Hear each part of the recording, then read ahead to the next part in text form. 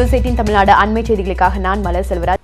நாடாளுமன்றம் மற்றும் சட்டமன்றங்களுக்கு ஒரே நேரத்தில் தேர்தல் நடத்துவது குறித்த தேசிய சட்ட ஆணையத்தின் கருத்து கேட்பு கூட்டம் டெல்லியில் இன்று நடைபெறுகிறது. 2 நாட்கள் நடைபெறும் இந்த கூட்டத்தில் பங்கேற்க அங்கீகரிக்கப்பட்ட 7 தேசிய கட்சிகள் மற்றும் 59 மாநில கட்சிகளுக்கு அழைப்பு விடுக்கப்பட்டுள்ளது. நாடாளுமன்ற தேர்தலை நடத்தி முடிக்க 4000 கோடி ரூபாயும், மாநில தேர்தல்களை நடத்த தலா 300 கோடி ரூபாயும் செலவிடப்படுகிறது. ஆனால் இந்த 2 தேர்தல்களையும் நாடு முழுவதும் ஒரே நேரத்தில் நடத்தினால் 4500 கோடி ரூபாய் மட்டுமே செலவாகும் என கணக்கிடப்பட்டிருந்தது.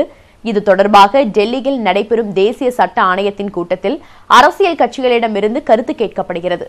அதிமுக சார்பில் மக்களவை துணை சபாநாயகர் தம்பிதுரை, தமிழக சட்டத்துறை அமைச்சர் சி.வி. சண்முகம், எம்பிக்கள் மைத்ரேயன், வேணுகோபால், நவநீத கிருஷ்ணன் ஆகியோர் பங்கேற்கின்றனர். மத்திய அரசின் இந்த முடிவிற்கு அதிமுக சார்பில் கடந்த வாரமே எதிர்ப்பு தெரிவிக்கப்பட்டது.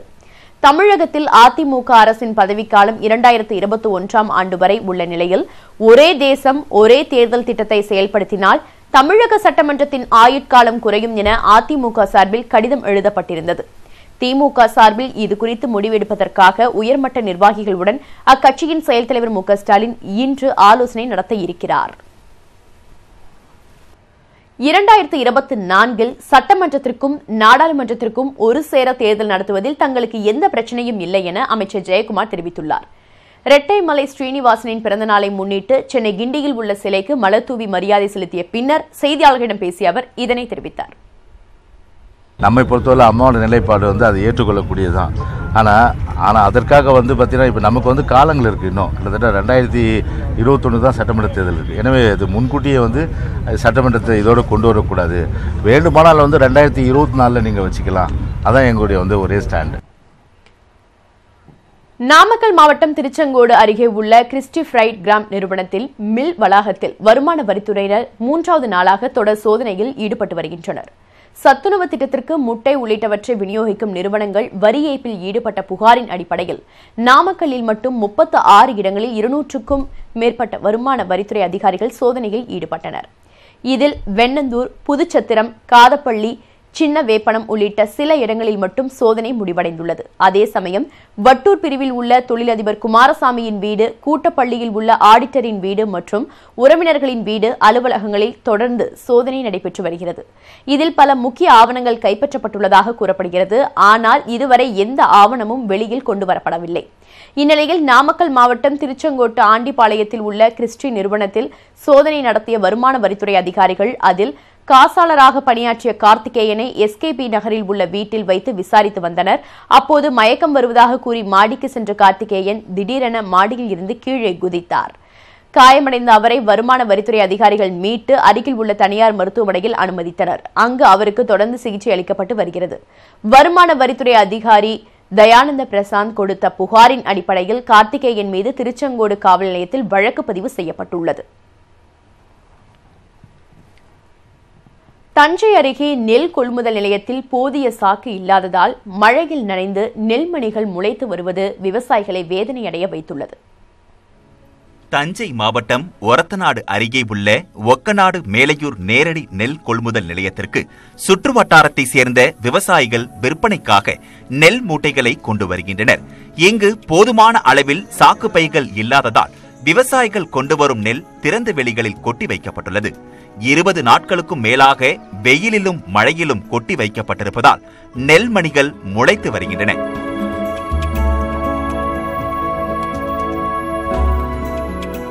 நெல் கொண்டாந்து போட்டு மழை பெஞ்சு தண்ணியில் நனைஞ்சு காய வச்சு திருப்பி மாற்றி காய வச்சுட்டு இருக்கேன். சாக்கு கேட்டால் சாக்கு இல்லைன்னு சாக்கு கொடுக்க மாட்டாங்கிறாங்க. 20 நாளாக ரொம்ப அவஸ்தைப்பட்டுக்கிட்டு கிடக்குறாங்க இந்த ஊரில். கடும் சிரமத்திற்கு இடையில் கோடை சாகுபடி செய்ததாக கூறும் விவசாயிகள் அதிகாரிகளின் அலட்சியம் காரணமாக நெல்லை விற்க முடியாமல் தவிப்பதாக வேதனை தெரிவிக்கின்றனர். ஏகப்பட்ட லாஸு. அது இவ்வளோதான் நிர்ணயிக்க முடியாதுல்ல. இந்த 30 பைக்கு 3 பை முளைச்சி போய் கிடக்கு. அப்போ லாஸ் யாருக்கு? எங்களுக்கு தானே, கவர்மெண்ட்டுக்கு லாஸு. நெல்லை இருப்பு வைக்க போதிய சாக்குகள் இல்லாததால் அதிகாரிகள் அழைக்கடிப்பதாக விவசாயிகள் குற்றம் சாட்டுகின்றனர். இருக்கிற நெல்லை எடுத்துறோம்னு சொன்னாங்க. இன்ன வரலையும் எடுத்தாங்க. இன்றைக்கி இருக்க கையிருப்பு வந்து 300 சாக்கு இருக்குது. நான் 2000 மூட்டைக்கு மேலே இங்கே நெல் இருக்குது. அது எடுக்கிறது சாக்கு இல்லைங்கிறாங்க. நாளைய பொழப்பு என்னன்னு தெரியாது.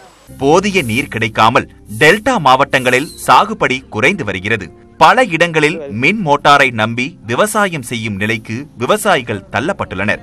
இந்நிலையில் கோடை சாகுபடி செய்யப்பட்ட நெல்லை கூட கொள்முதல் செய்ய முடியாத அளவிற்கு நேரடி கொள்முதல் நிலையங்களின் நிலை இருப்பதாக விவசாயிகள் கவலையோடு கூறுகின்றனர். நியூஸ் 18 செய்திகளுக்காக தஞ்சையிலிருந்து குருநாதன்.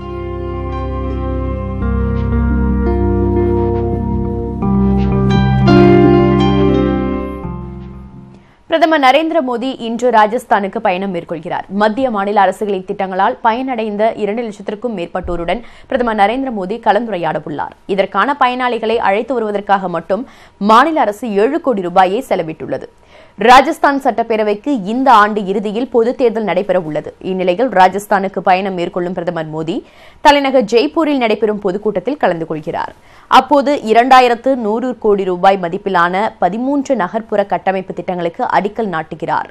மேலும் மத்திய மாநில அரசுகளின் 13 திட்டங்களால் பயனடைந்தவர்களுடன் பிரதமர் நரேந்திர மோடி கலந்துரையாடுகிறார். இதற்காக 33 மாவட்டங்களில் இருந்து 2 லட்சத்திற்கும் மேற்பட்டோர் பேருந்துகள் மூலம் அழைத்து வரப்பட்டுள்ளனர். இதற்காக 5579 பேருந்துகளை மாநில அரசு ஏற்பாடு செய்துள்ளது. மாநிலம் முழுவதிலும் இருந்து பயனாளிகளை அழைத்து வருவதற்காக மட்டும் 7 கோடியே 22 லட்சம் ரூபாயை மாநில அரசு செலவிட்டுள்ளது. திட்டங்களுக்கான நிதியில் இருந்து இந்த தொகை செலவிடப்பட்டதாக அதிகாரிகள் தெரிவித்துள்ளனர். கூட்டத்தின் போது அரசின் திட்டங்கள் குறித்து முதலமைச்சர் வசுந்தரா ராஜே எடுத்துரைக்க உள்ளார். இந்த நிகழ்ச்சியை தொடர்ந்து பொதுக்கூட்டத்திலும் கலந்து கொண்டு பிரதமர் மோடி உரையாற்ற உள்ளார்.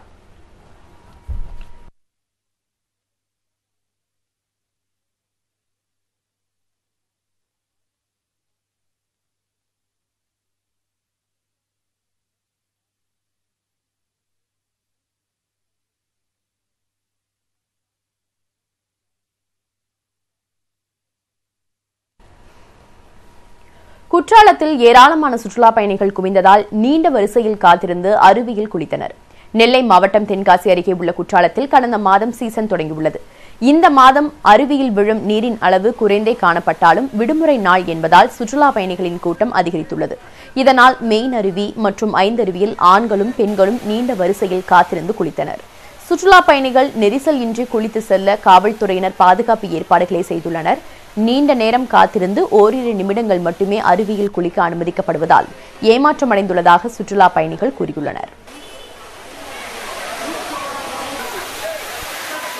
கிளைமேட்டு சீசனுக்கு ஏற்ற மாதிரி இல்லை, அந்த அளவுக்கு கிளைமேட் இல்லை, வெயிலாக தான் இருக்குது. ஒரு குற்றாலத்துக்குலாம் வந்தாலே ஒரு சாரெல்லாம் அடிக்கும். இப்போலாம் அந்த சாரலே இல்லை அந்த அளவுக்கு. ஆனால் ரொம்ப நேரம் லைனில் நின்று வர்றதுனால நல்லா குளிக்க முடியல. அதனால தண்ணி விழலை, அதனால் போலீஸ் விரட்டிகிட்டே இருக்காங்க. அதனால் ஜாலியாக என்ஜாய் பண்ணலான்னு வந்தோம். ஆனால் அங்கே தண்ணி குறைவாக தான் விழுகுது. ரொம்ப நேரம் நிற்க வேண்டியதாக இருக்குது. வேலூர் மாவட்டம் அணைக்கட்டில் உள்ள அரசு உண்டு உறைவிட பள்ளி மாணவிகள் முதல் முறையாக கடற்கரையை கண்டு ரசித்து மகிழ்ந்தனர். வேலூர் மாவட்டம் அணைக்கட்டு தொகுதி திமுக எம்எல்ஏவான நந்தகுமார் அவரது தொகுதியில் உள்ள அரசு பள்ளியில் படிக்கும் மலைவாழ் மாணவிகளை மெரினா கடற்கரைக்கு அழைத்து வந்திருந்தார். ஜார்தான்கொள்ளை, பலாம்பட்டு, பீஞ்சமந்தை ஆகிய 3 மலை கிராமங்களைச் சேர்ந்த 55 மாணவிகள் முதல் முறையாக கடலை கண்டு ரசித்து வியப்படைந்தனர். அதனைத் தொடர்ந்து அவர்கள் அனைவரும் மாமல்லபுரத்திற்கு சென்று சுற்றி பார்த்தனர். வாழ்க்கையில் முதன் முறையாக கடற்கரையை கண்டு ரசித்தது மகிழ்ச்சி அளித்ததாக மலைவாழ் மாணவிகள் தெரிவித்தனர். அவசர மருத்துவ தேவைக்கும் பள்ளிக்கும் செல்வதற்கு கூட சாலை வசதிகள் இல்லாத இந்த மலைவாழ் கிராமங்களை கருத்தில் கொண்டு அரசு உரிய நடவடிக்கை எடுக்க வேண்டுமென எம்எல்ஏ நந்தகுமார் கோரிக்கை விடுத்தார்.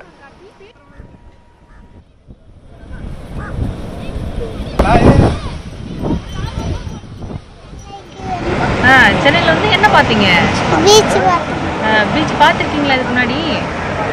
எப்படி இருந்துச்சு? என்ன பண்ணீங்க பீச்சில்? தண்ணியில் விளையாடுனீங்களா? 8 வழிச்சாலை போடுறேன்னு முதலமைச்சர் சொல்கிறார். ரொம்ப சந்தோஷம். இன்ஃப்ராஸ்ட்ரக்சர்லாம் இருக்குது, அது ஒன்றும் பிரச்சனை இல்லை. நான் கேட்குறது, 8 வழிச்சாலை போடுற இந்த அரசாங்கம் ஒரு 20,000 மக்கள் தொகை வைக்கக்கூடிய அந்த மலை கிராமங்களுக்கு சாலை வசதி அமைச்சு கொடுத்தாங்கன்னா மிகப்பெரிய ஒரு சந்தோஷமாக இருக்கும். அந்த மக்கள் வந்து வேறு எந்த ஆக்டிவிட்டீஸ்க்கும் போகாமல் அங்கே வர அந்த விவசாயத்தை செஞ்சு அதை எடுத்துகிட்டு வந்து கீழே விற்றுட்டு அவங்களுடைய வாழ்க்கையை வாழ்ந்துக்கிறதுக்கு வசதியாக இருக்கும். இந்த அரசாங்கம் அதை செய்யணும்.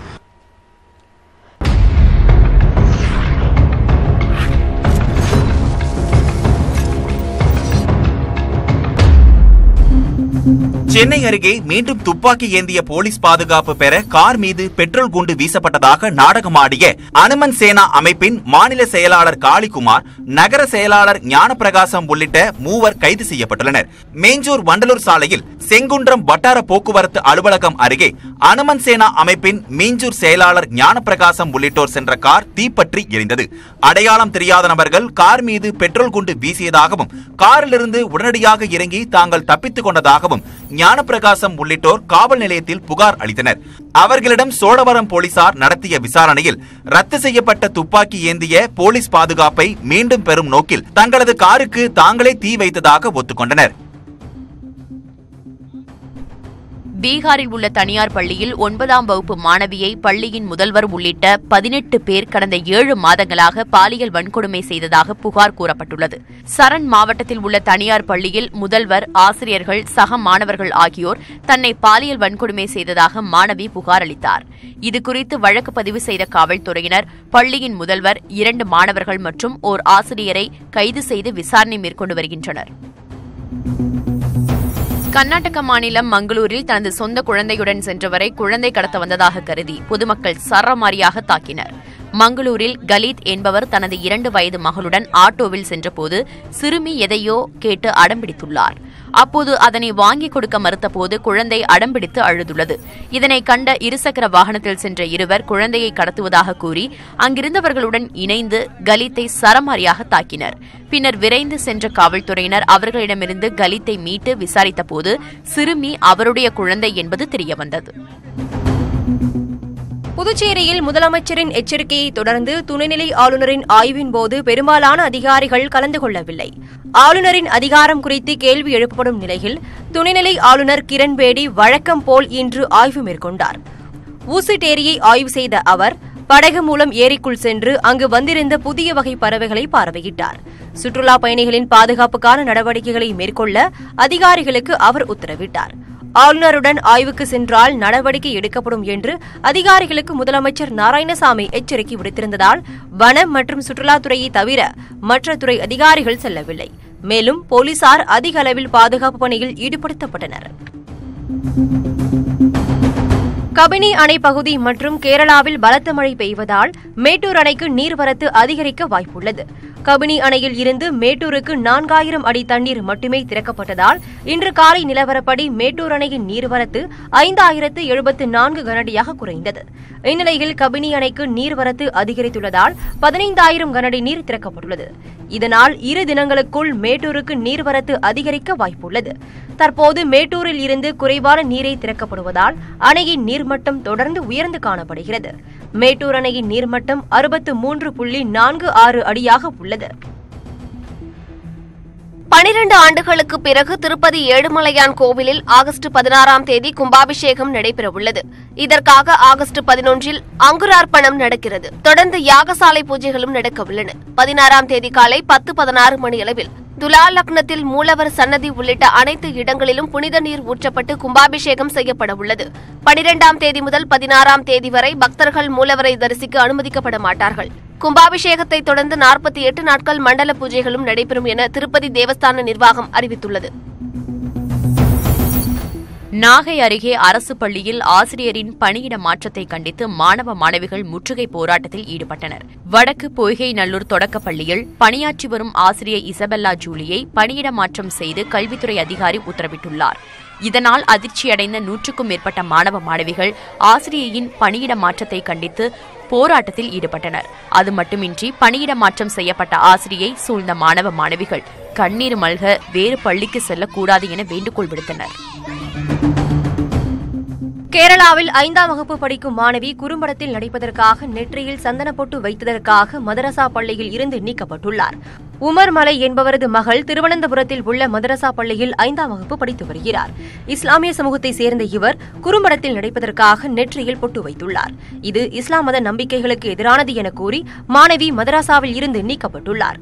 தனது மகளுக்கு பள்ளி நிர்வாகம் அநீதி இழைத்துவிட்டதாக உமர் முகநூலில் பதிவிட்டுள்ளார். இதற்கு ஆதரவாகவும் எதிர்ப்பு தெரிவித்தும் பலர் கருத்துக்களை முன்வைத்து வருகின்றனர். பெட்ரோலிய பொருட்களை ஜிஎஸ்டி வரம்புக்குள் படிப்படியாக கொண்டு வருவது குறித்து ஜிஎஸ்டி கவுன்சில் ஆய்வு செய்யும் என்று நிதித்துறை செயலாளர் ஹஸ்முக் ஆதியா தெரிவித்துள்ளார். பெட்ரோலிய பொருட்களின் விலை உயர்வை கட்டுப்படுத்தும் வகையில் அதனை ஜிஎஸ்டி வரம்புக்குள் கொண்டுவர வேண்டும் என்று பல்வேறு தரப்பிலும் வலியுறுத்தப்பட்டு வருகிறது. இந்நிலையில் டெல்லியில் செய்தியாளர்களிடம் பேசிய நிதித்துறை செயலாளர் ஹஸ்முக் ஆதியா பல்வேறு தரப்பினரின் இந்த கோரிக்கையை ஜிஎஸ்டி கவுன்சில் பரிசீலிக்கும் என்று தெரிவித்தார். இதன்படி பெட்ரோலிய பொருட்களை ஜிஎஸ்டி வரம்புக்குள் படிப்படியாக கொண்டுவர முடியும் என்று அவர் தெரிவித்தார். மத்திய அரசின் திட்டங்களை சிறப்பாக செயல்படுத்துவதற்காக 117 மாவட்டங்களில் உள்ள கிராமங்களுக்கு 800 IAS அதிகாரிகளை மத்திய அரசு அனுப்பி வைத்துள்ளது. மக்கள் நலத்திட்டங்கள் பயனாளிகளுக்கு சென்றடைவதை உறுதிப்படுத்த மத்திய அரசு தீவிர நடவடிக்கைகளை எடுத்து வருகிறது.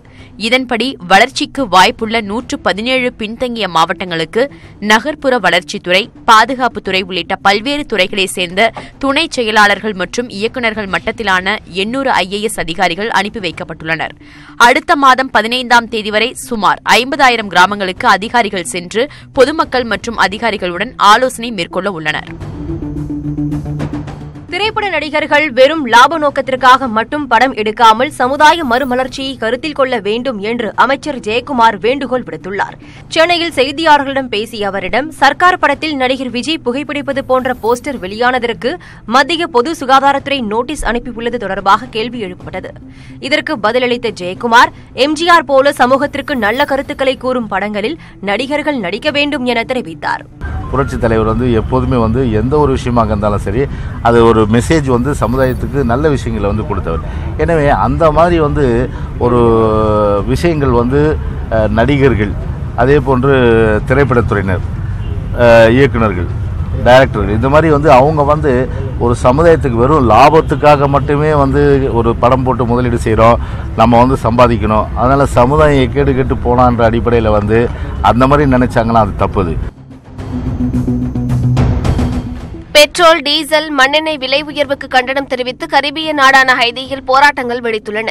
ஹைதியில் பெட்ரோல், டீசல் மற்றும் மண்ணெண்ணெய் மீதான மானியங்கள் குறைக்கப்பட்டதால் 38 முதல் 51 விழுக்காடு வரை விலை உயர்ந்துள்ளது. இதற்கு ஹைதி மக்கள் கடும் எதிர்ப்பு தெரிவித்து வருகின்றனர். ஒரு பிரிவினர் சாலைகளில் டயர்களை கொளுத்தி போட்டும் தடுப்புகளை ஏற்படுத்தியும் போராட்டங்களில் ஈடுபட்டுள்ளனர்.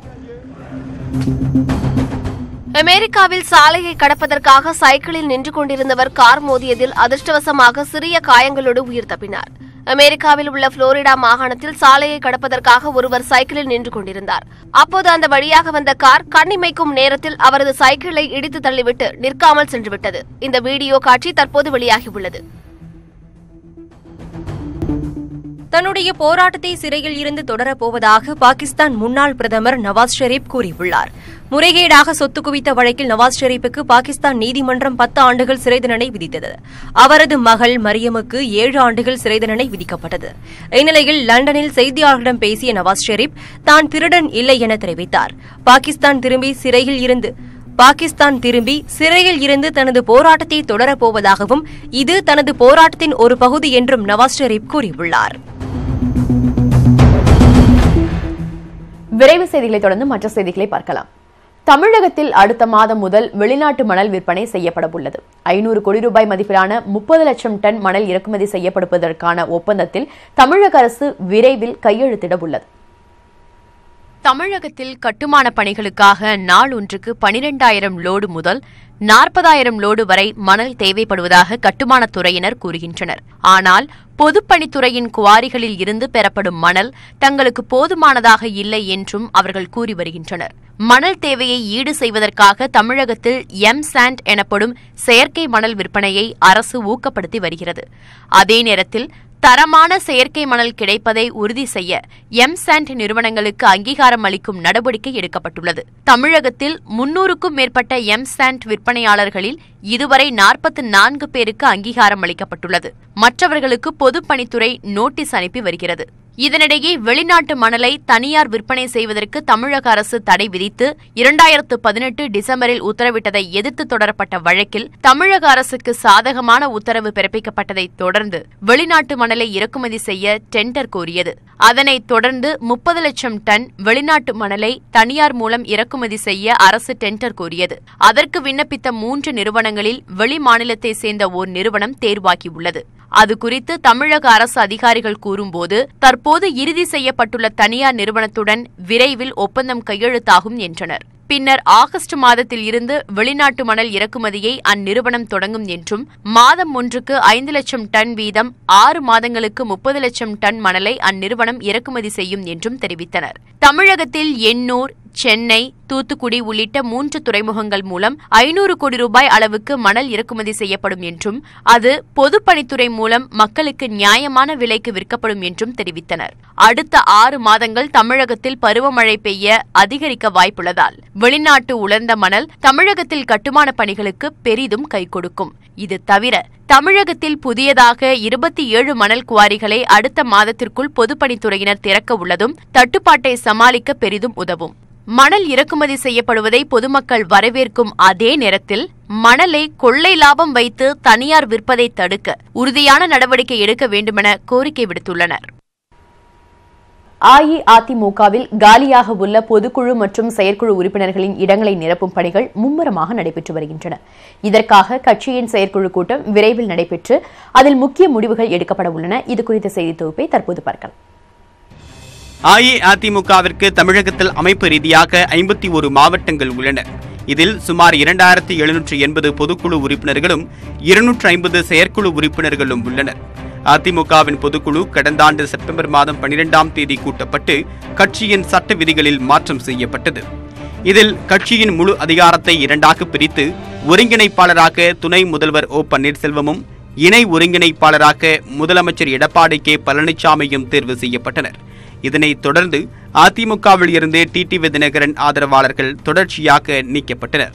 கணிசமான நிர்வாகிகள் டிடிவி தினகரன் பக்கம் சென்றாலும் பெரும்பான்மையான நிர்வாகிகள் ஓ பன்னீர்செல்வம், எடப்பாடி பழனிசாமி தலைமையிலான அதிமுக பக்கமே உள்ளனர். நீண்ட இடைவெளிக்கு பிறகு காலியாக உள்ள நிர்வாகிகள் இடங்களுக்கு புதிய நிர்வாகிகள் நியமிக்கப்பட்டு வருகின்றனர். இந்திய தேர்தல் ஆணையத்தால் அங்கீகரிக்கப்பட்ட கட்சி ஒவ்வொரு ஆண்டும் 2 முறை செயற்குழு கூட்டங்களையும் 1 முறை பொதுக்குழு கூட்டத்தையும் கூட்ட வேண்டும். அந்த அடிப்படையில் தற்போது அதிமுகவின் செயற்குழு கூட்டம் விரைவில் நடைபெறவுள்ளது. இதில் பொதுக்குழு உறுப்பினர்களின் இடங்களுக்கு புதிய பொதுக்குழு உறுப்பினர்களை நியமித்து ஒப்புதல் பெறப்பட உள்ளது. இதற்கான பணிகளில் 51 மாவட்ட செயலாளர்களும் மும்முரமாக ஈடுபட்டு வருகின்றனர். இதுகுறித்து நம்மிடம் பேசிய முன்னாள் அமைச்சரும் அதிமுகவின் செய்தி தொடர்பாளருமான பொன்னையன், ஒரு சிலர் கட்சியை விட்டு சென்றாலும் அதற்கு தகுதியான புதிய நிர்வாகிகளை நியமிப்பது வழக்கமான நடைமுறை என்று தெரிவித்துள்ளார். புதிய நிர்வாகிகளை போடுவது என்பது இட்ஸ் ஆன்கோயிங் ரொட்டீன் ப்ராசஸ். வழக்கமாக நடக்கக்கூடிய ஒரு இடம் காலியாகிவிட்டால் தகுதியுள்ளவரை ஆங்காங்கு ஆய்ந்து மாவட்ட செயலாளர்கள் அதை ஆய்ந்து அந்த பட்டியல் தருவார்கள். அதை ஒருங்கிணைப்பாளரும் இணை ஒருங்கிணைப்பாளரும் மாண்புமிகு இபிஎஸ் ஓபிஎஸ் அவர்கள் ஆய்ந்து அதற்கு ஒப்புதல் தருவார்கள். ஆய்வின் அடிப்படையிலே இது எப்போதுமே நடந்து கொண்டிருக்கிற ஒரு ப்ராசஸ். அதே நேரத்தில் ஒவ்வொரு 5 ஆண்டுக்கும் ஒரு முறை அதிமுக உறுப்பினர்கள் அட்டையை புதுப்பிக்கும் பணியும் ஒருபுறம் தொடர்ச்சியாக நடைபெற்று வருகிறது. விரைவில் அதிமுகவின் செயற்குழு கூடி கட்சியின் அடுத்த கட்ட நடவடிக்கைகள், நாடாளுமன்ற தேர்தலை எதிர்கொள்வது மற்றும் முக்கிய முடிவுகளை எடுக்க இருப்பதாக கூறுகிறார் அதிமுகவின் செய்தி தொடர்பாளர் வைகை செல்வன். தற்போது செயற்குழு கூட்டம் மிக விரைவிலேயே கூட இருக்கிறோம். இது குறித்து கழகத்தினுடைய ஒருங்கிணைப்பாளர், இணை ஒருங்கிணைப்பாளர் அறிவிக்க இருக்கிறார்கள்.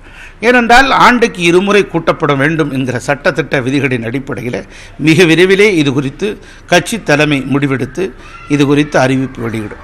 தமிழகத்தின் மிகப்பெரிய கட்சிகளில் ஒன்றான அதிமுக கடந்த காலங்களில் மிக பெரும் ஆளுமையான எம்ஜிஆர், ஜெயலலிதா ஆகிய தலைவர்களால் வழிநடத்தப்பட்டு வந்தது.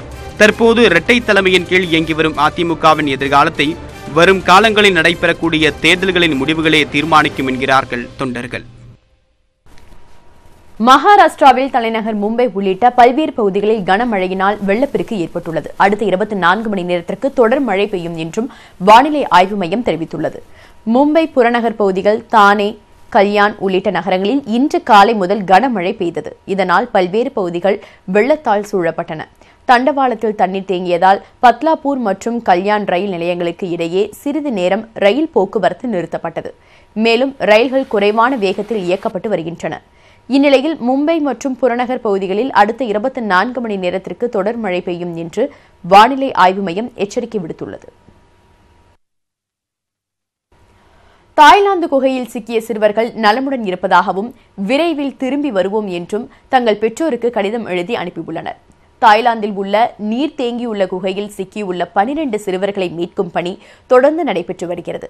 குகைக்குள் சிக்கியிருக்கும் சிறுவர்கள் தங்கள் பெற்றோருக்கு எழுதியுள்ள கடிதம் வெளியாகியுள்ளது. அதில் தாங்கள் நலமுடன் உள்ளதாகவும் மீட்பு படையினர் சிறப்பாக செயல்பட்டு வருவதால் தாங்கள் விரைவில் மீட்கப்படுவோம் என்றும் நம்பிக்கை தெரிவித்துள்ளனர்.